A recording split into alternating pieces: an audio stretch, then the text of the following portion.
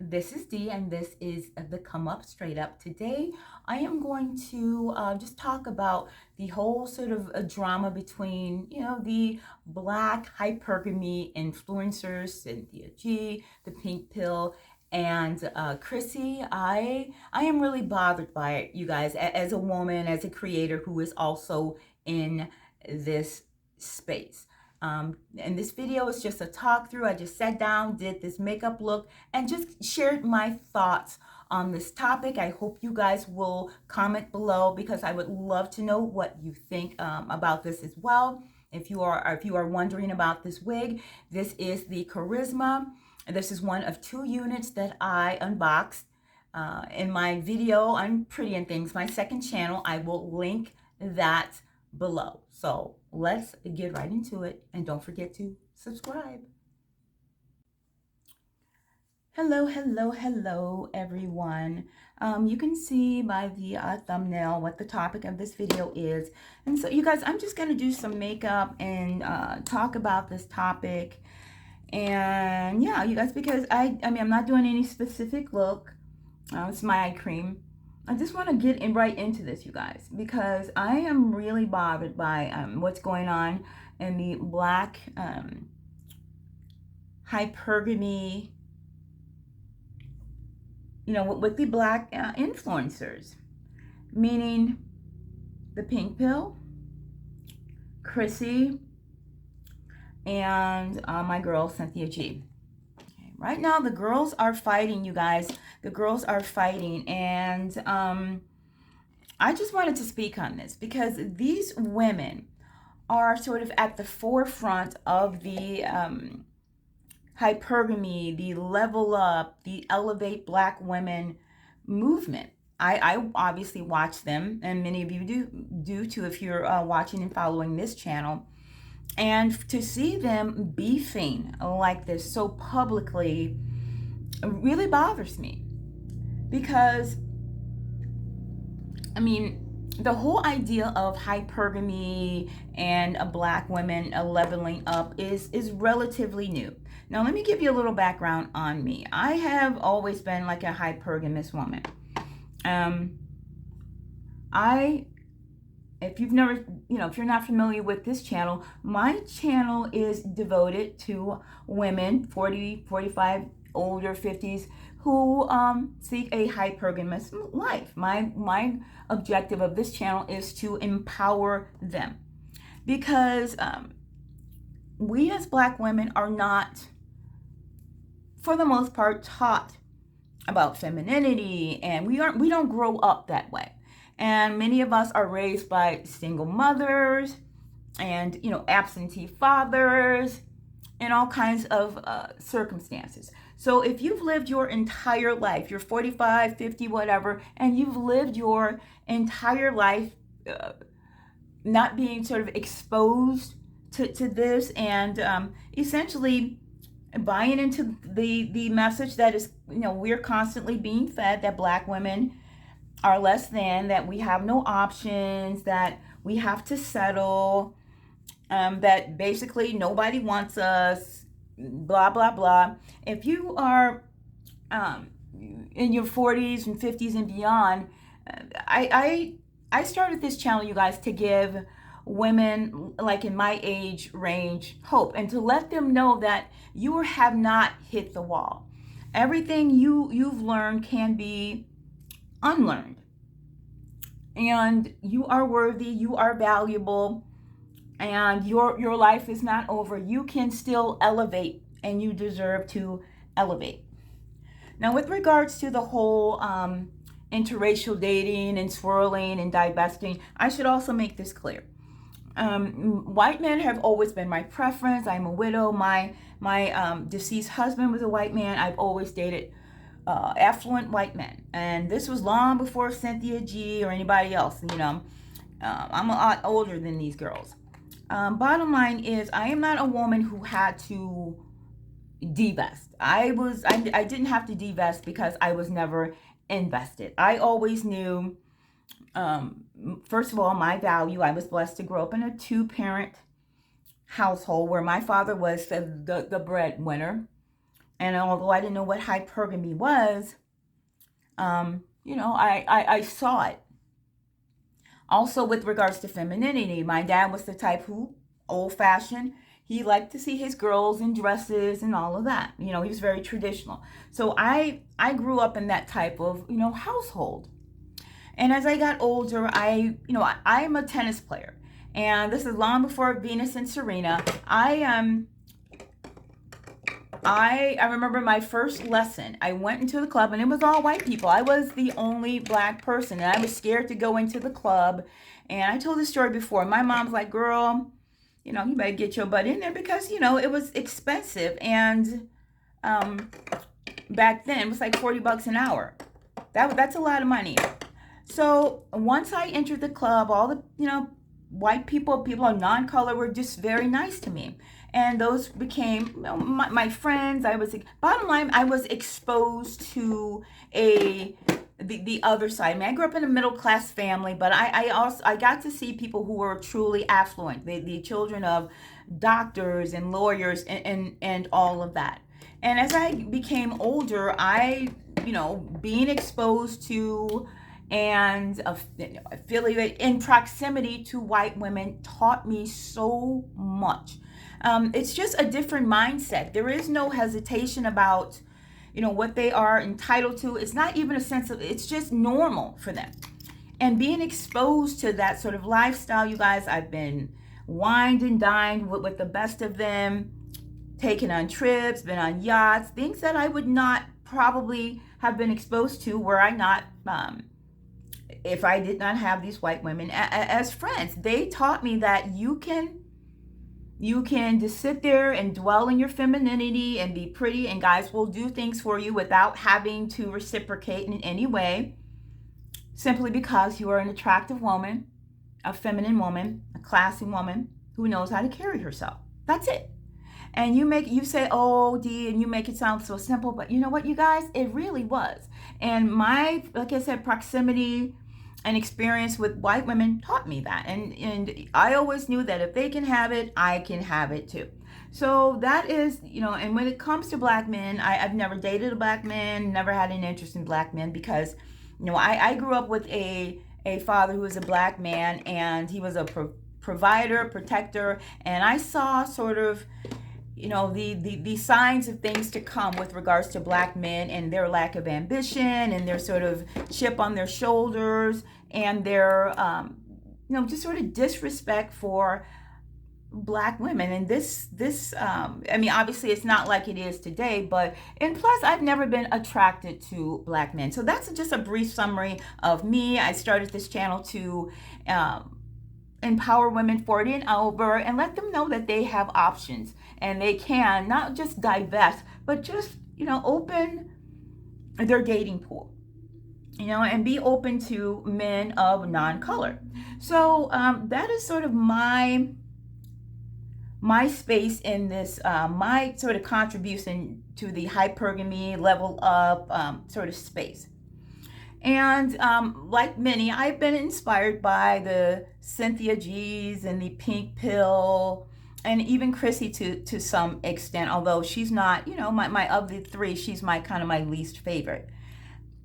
So let's get into it. This whole beef thing, you guys, apparently started a few months ago. I discovered this. I didn't realize that the Pink Pill had ended her channel. She was no longer on YouTube.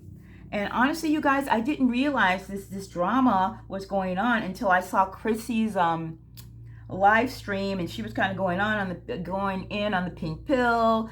Crystalline is her name, and how Crystalline was leaving messages and just try me. And there's been like a serious beef between them. Y'all can look it up because really, you guys, for me, it doesn't matter.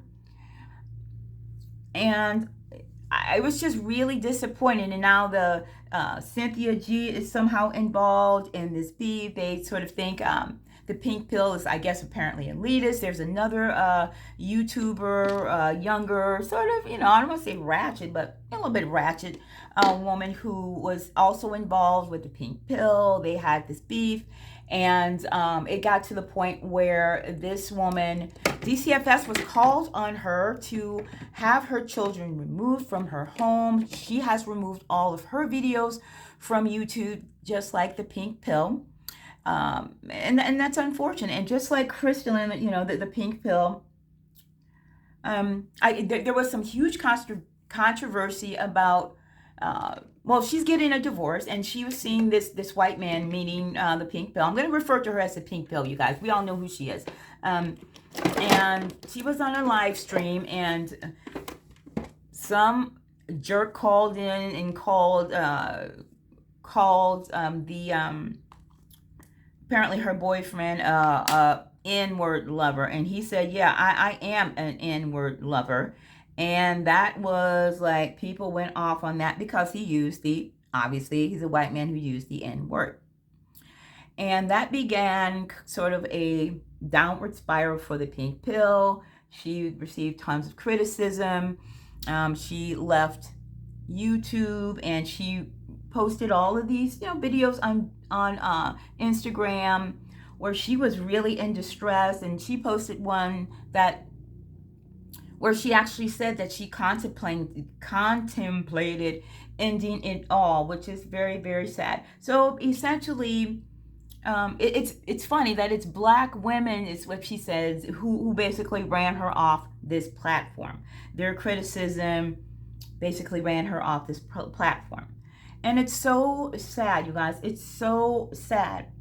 So, because these women, all three of them, are in this space, and they serve a specific purpose. They have a certain demographic. And I mean, obviously, they cross all demographics, but, they are very different. So let's get into it. Let's start with Chrissie.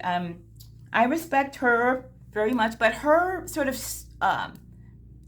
I guess, genre within the space, her focus is on dark-skinned women, dark-skinned black women, and elevating dark-skinned women who have been looked down upon and experience colorism. That's basically her content. Her content is basically about colorism and how dark-skinned women can elevate, and how they do not have to settle for black men who call them ugly, who call them, who find their dark skin, and it's sad to say, almost, less desirable, because they're a lot less undesirable, because they're much more interested in women, as my girls say, Cynthia G say, of non-color, and just basically, just in general, the sort of disrespect that dark-skinned women get, just in general, also within our black community, right?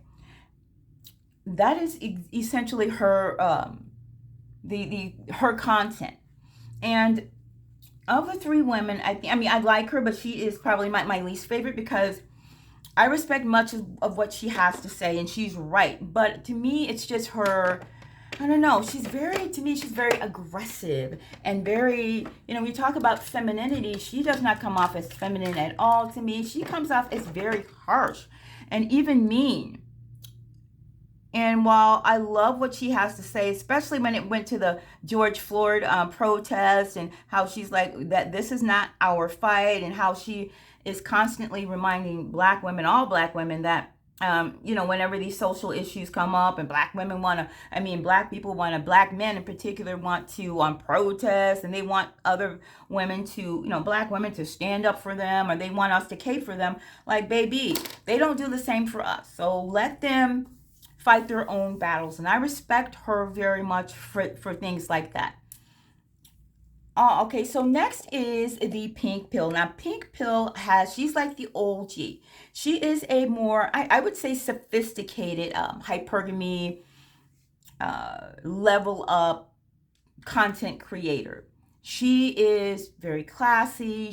Her platform, her content is more about interracial relationships and just general affluence, and letting Black women know that they have options outside of their race, how femininity can benefit them, how to move in affluent circles, if you are dating interracially, how important education is, and things of that nature. Now, I like her because she is, I guess for me, I don't know. She is more sophisticated, and for a woman, for me, I think I prefer her. Although all of them have a message, I like her sort of demeanor. That's sort of what I gravitate to. And for me, for my content, I kind of think, if I have to choose, I'd like to think of myself as a combination of her and, I don't know, maybe Cynthia G. A lot of people think that maybe, or some people think that the pink pill crystalline is elitist, but and it's unfortunate that a Black woman who is elevated, who is sophisticated, who is classy, who is well educated, now suddenly becomes an elitist within her own Black community, and that sucks. Now, it goes without saying that, but I'm going to say that women like Cynthia G and Chrissie and the pink pill receive all kinds of vicious emails and just terrible things said to them by Black men. I do as well, and it's unfortunate, but you have to have tough skin in this space. And I applaud Cynthia G because she probably gets the bulk of it. She gets, and she doesn't care. She says what she has to say, and I respect her tremendously. But it stands to reason that Black men are going to come for us, come for women like us, because let's be honest, most of them do not hold themselves accountable for their choices, and they don't want to accept that what she's saying is in fact the truth, and which is why many of them do not change.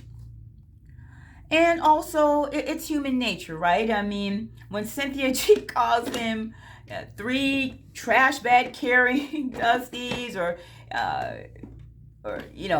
sugar booties, and all the things she calls them, and talks about their pathology, and she doesn't hold back, and rightfully so. But obviously, it's human nature to, when somebody's talking about you, it's human nature to feel some type of way about it. So it's natural for Black men and their, as she calls it, dysfunction, and based upon their pathology, to reply and come at us in a negative way, because that's what they do with Black women in general, and certainly Black women whose objective is to elevate other Black women and to call them out on their BS. The objective of all of this is to help Black women, and yet there are so many Black women that are as harsh, or even not more harsh, on these ladies. And these Black women defend these Black men to the nth degree, even though these Black men do not do the same for them, even though they have suffered at the hands of these Black men. And they've been so conditioned in this manner that they would rather believe someone like a Kevin Samuels, aka the person who a Black women hater. They would rather believe him, disparaging them, dogging them out, calling them in and to be basically abused. They would rather accept that than women in this space who tell them you can do better. Women who try to empower them, women who encourage them to be feminine and the benefits it can bring them, women who tell them that they have options, women who tell them that they're not losing anything in Black men. And when Black men, date women of non-color, they don't treat them any better than they treat us ultimately, because they are the problem. Doesn't matter where they go, they take their issues with them. They teach Black women that they are not inferior, that they do not have to cape for men who do not cape for them, that they should not cape for men who do not cape for them. They encourage Black women to divest into men of other races, because these men will value you. These men think you're beautiful. These men will put you on a pedestal. These men will provide for you. These men will marry you. But many of these women would rather believe someone who tells them that they've hit the wall, that they are average at best, and that they have to settle for scraps because they're not good enough for anything or anyone else, because no one else wants it.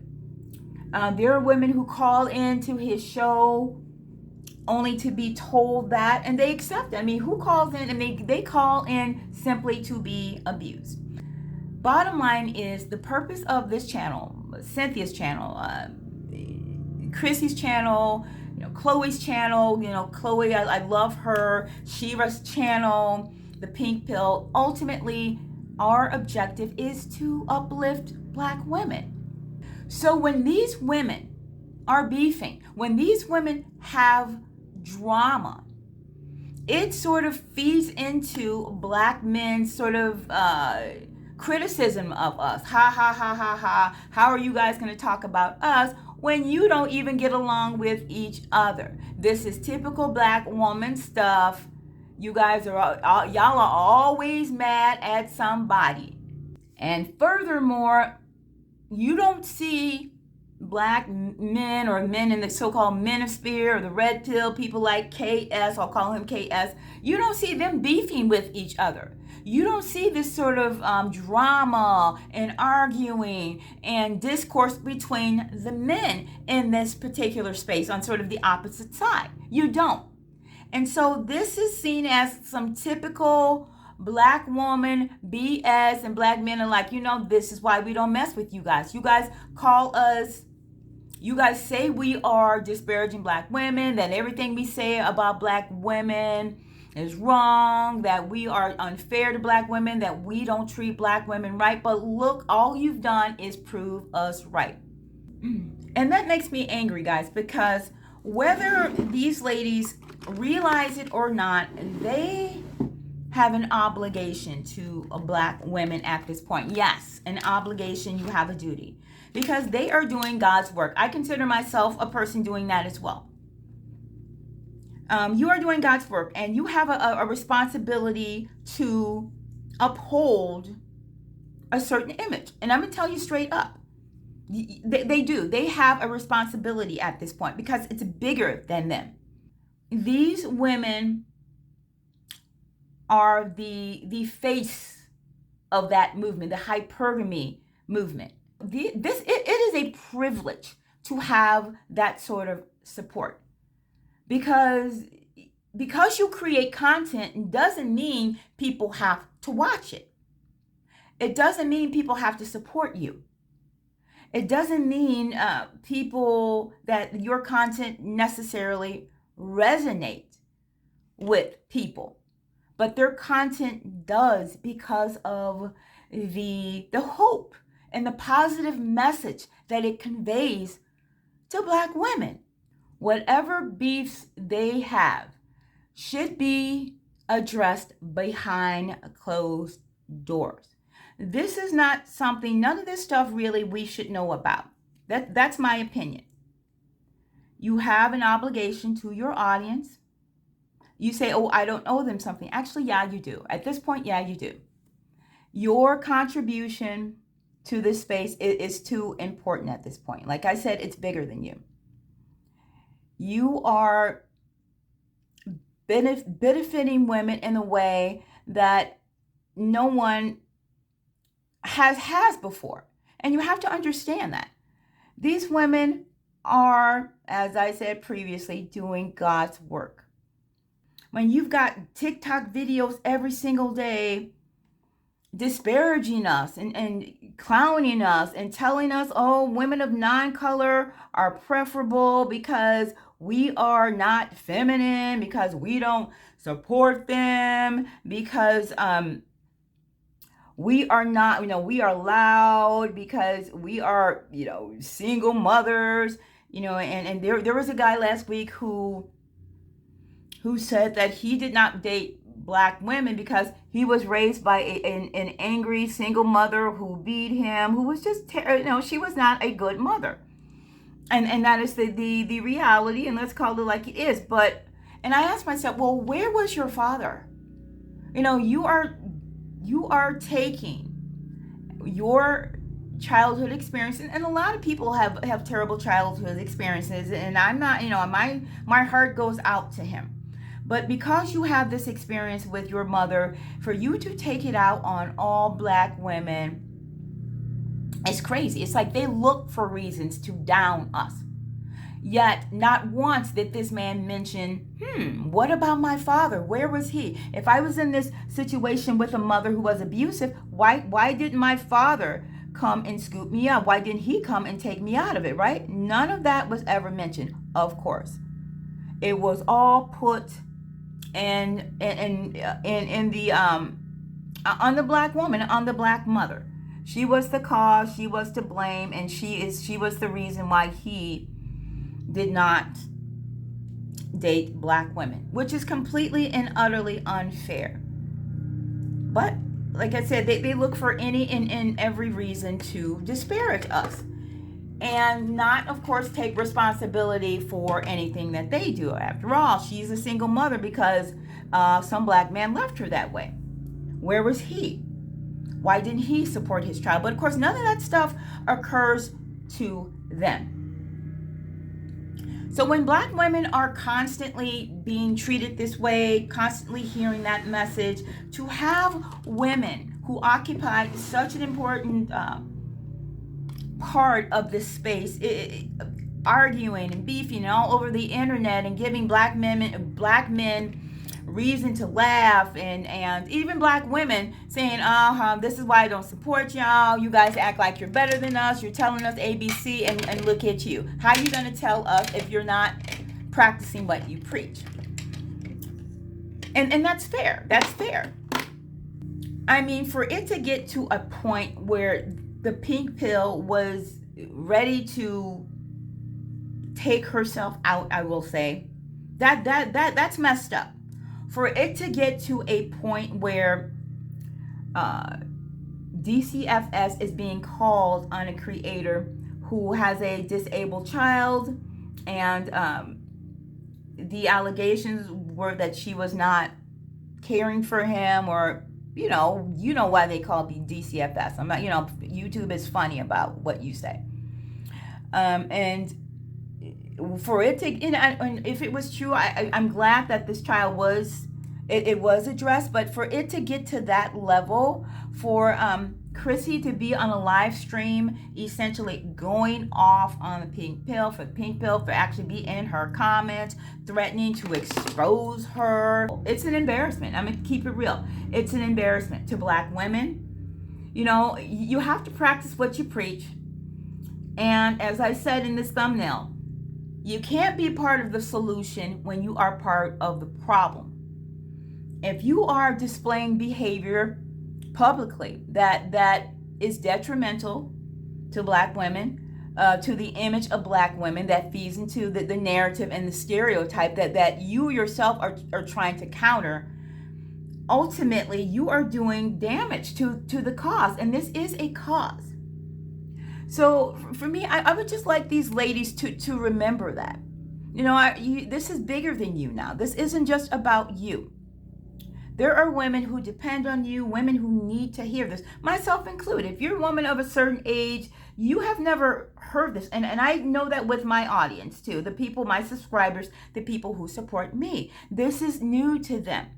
These are women who have been, 40, 45, 50 years old and older. These are women who have often been written off, women who have had these bad relationships with black men, who have reached the end of their rope. They've been used. They've been, they're exhausted, and they feel as if they have no other recourse. And now you're giving them hope and letting them know, hey, you do. Did a live stream about the law of attraction and manifesting abundance in your life, and that you are entitled and deserving of abundance, and a man who loves you and protects you and treats you well. to get toxic people out of your life. I don't care if your mama, your daddy, I don't care who you is, your sister, your so-called friend.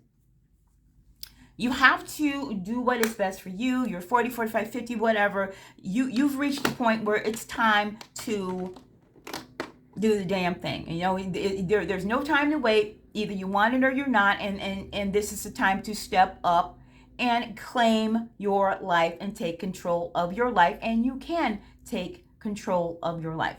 And obviously my platform is not, you know, as nearly as big as theirs, but I take that very seriously. It is a responsibility, you guys, when you step out like this, because it's not easy. People, you know, you have to have a thick skin. People do, men and women do come for you, and that's okay, because you have to look at the bigger picture, and that's what is bothering me. They are not looking at the bigger picture from a, you know, the optics. Let's be honest, it looks bad when you got a bunch of black creators in this space beefing with each other. It looks bad, and that's just what it is. This is not something these women, of all women, should be doing. Whatever beef you got, keep it on the low between you. And another thing that makes me angry is, look, if you are the pink pill, and she feels as if she is done with YouTube, that's fine. I mean, it's you know, as a creator, she's been on what, since 2009, 2010, with all this stuff that's happening. She's exhausted. She doesn't feel appreciated, and that's so sad, particularly in light of what she has contributed. But when you're done, you're done. You have to take care of yourself, and that is the right thing to do. But why take down all of your content? That is what I don't understand. You've got content that inspires women, and you know that should live on, even if you don't, as a creator on the space. Why would you take all of that down and remove all of that from the women who can truly benefit from it, and who have benefited from it? That is what makes me angry. Why did you remove all of your content? And it's the same thing with the young lady who you know, whose DCFS was called on her. All of her content has been removed from her channel, and she has her own niche, and there are those who follow her and respect her and her content, and now her content is gone. And that's what I don't understand. You are punishing the very people that you have been entrusted to help, that you have taken on this responsibility, and now you have basically abandoned them. You have abandoned them. I think it is unfair and irresponsible to the women who have supported you, who rely on you, who look to you for guidance. And you know, when they're having a bad day, they're coming out of bad relationships, and you know, they want to change. They're at crossroads, and they want to change their lives. You know, I know for me, I was never at that sort of crossroad point, but I just somehow came across all of these content creators, and I just loved, you know, what they had to say in terms of empowering Black women. And because I was totally in agreement with that, always have been. And so, but people come from this from different backgrounds, you know, less privileged backgrounds. Some of us come from, you know, very, very difficult situations, and they come to these channels and they see a different way, and they are, you know, enlightened, and they are encouraged, and they are educated. So to snatch that away from Black women who need it so desperately is unfair, and it's unconscionable. Now, I don't know the reason why she took down her entire channel, but I mean, whatever it is, it's I mean, you have somebody like in the makeup space. What's her name? Tati. She had this big controversy for, you know, with James Charles, all that crazy makeup drama, beauty drama. And she was gone from YouTube for a couple of years. You know, she's back now, but she never took all her content down. Her content was still there. She never removed all her content. She has a legacy. I feel as if Pink Pill has a legacy. And she is she is not respecting that. And maybe she's in a place now where she's angry, where she's frustrated, where she feels unappreciated, which I know she is, but I hope she will reconsider. I really, really do hope she will reconsider. For Cynthia G, I absolutely love. She is my favorite. She tells it like it is. She is extremely intelligent. She breaks it down. She uses current events and, tragic sometimes events and circumstances to explain to Black women why they should explore other options, why they should perhaps stop bringing Black men into this world, and the general, in her words, pathology of Black men that make them, that keep them at the bottom of the societal totem pole. The fact that they don't help themselves, that they complain, and they would rather bitch about Black women and compare themselves to Black women than compete with men of no color. And I think that is such an important message, because again, that's a message we don't hear. We never heard anybody just break it down like that. I know I haven't. And Cynthia G gets, probably of all these women, the most criticism, because she does not hold back. She is like, bring it, baby. I want all the smoke. She has that tough skin, that hard skin, that tough skin that you need, because she is so committed to her message and to delivering that message to Black women. So why would you want to do anything to damage your credibility? You have to lead by example, basically, is what I'm saying. You have to lead by example. I don't like it, you guys. I think it's irresponsible. I think it's frankly disrespectful to those who have built their platform. And yeah, I don't mind saying that. When you take it, myself included, when you take on something like this, something controversial, something that is new, something that is not necessarily supported by your own people, something that is not necessarily supported by the YouTube algorithm, that sort of I will honestly say almost like sort of discriminate against black women in general, Black creators, and certainly people in this space, because they consider this type of video controversial, blah blah blah. When you are brave enough to take this on, you guys have to keep it together, if nothing else but to save face. And that's what is disappointing, is that they put their personal sort of their personal issues before the cause. And this is a cause at this point. And it sort of opened the door to criticism from Black men who want to throw this up in our faces and discourage Black women from being a part of this movement. And you guys, and these are my magnetic lashes. You guys, I really hope that these women will see the sort of error of their ways and sort of come together. You don't have to like everybody. I don't like everybody, but that's just life. But you do have to, I think, sometimes present a united front, particularly in this space. You have to, because essentially the messages are the same. They are delivered in a different way, but ultimately they are the same. All of them have the same message, and they have the same objective, and that is to uplift and benefit and elevate black women. And that is a wonderful, worthy cause, and that's a cause that should never, ever be sullied, in any way, shape, or form by personal beef. Keep it behind the scenes.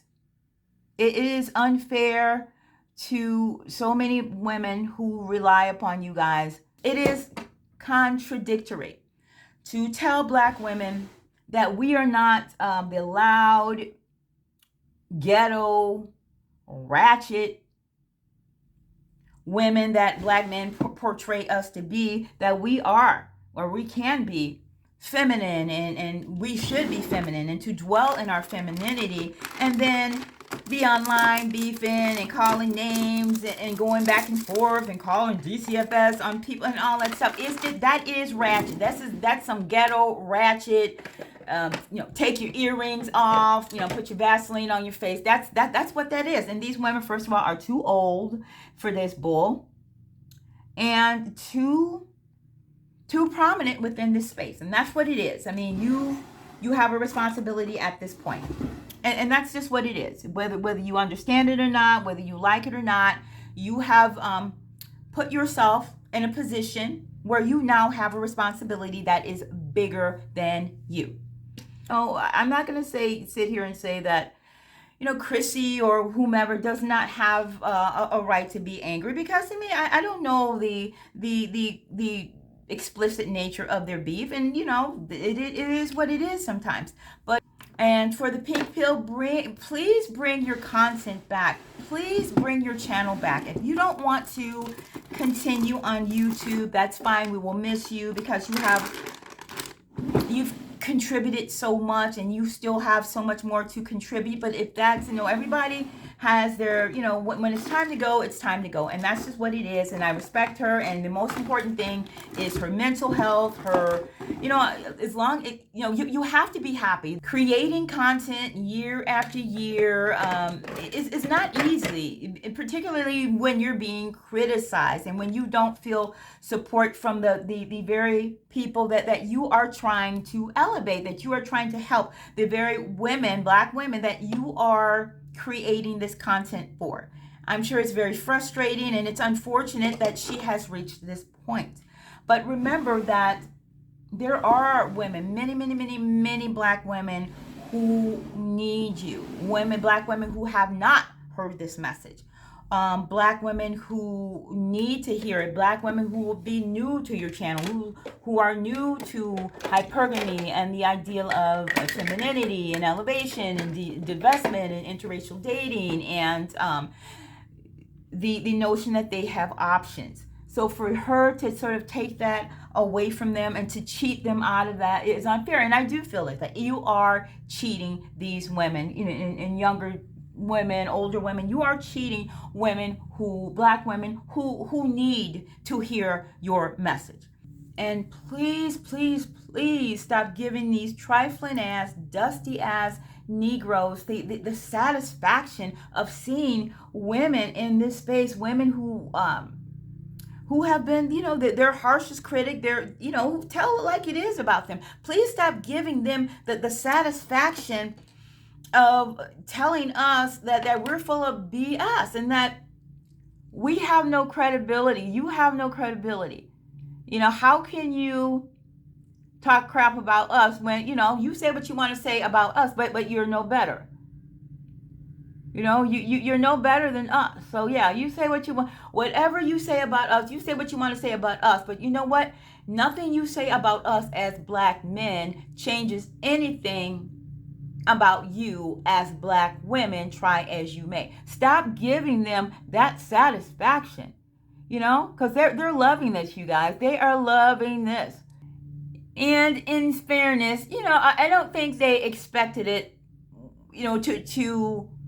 to get to this point. I mean, obviously, things happen, and things can escalate. That's life. But once they saw that it was escalating to a point, I just wish they had changed and caught themselves and said, well, wait a minute, we are just being detrimental to the cause. We can feel however we want to feel personally about each other, but there is a cause here, and we are, any public beefing, any public drama between each other, it's detrimental. Publicly beefing like this feeds into not only black men's ridiculous complaints about their unfair, but into societal sort of stereotype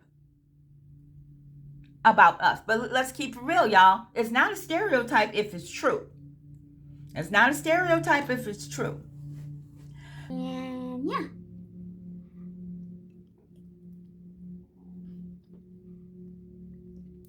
Okay. All right, so you guys,